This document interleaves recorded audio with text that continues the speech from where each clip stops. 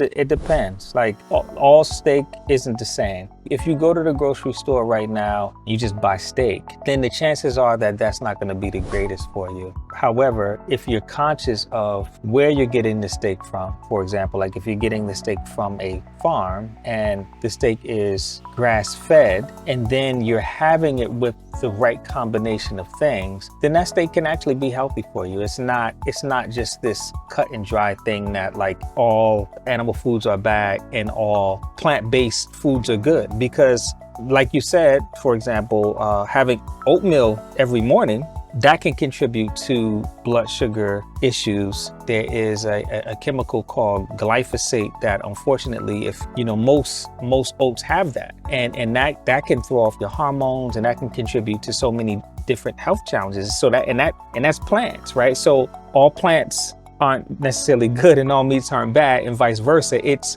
moving with an awareness and understanding of how to find the balance, which is the best sources for the things that you're getting. Does that make sense?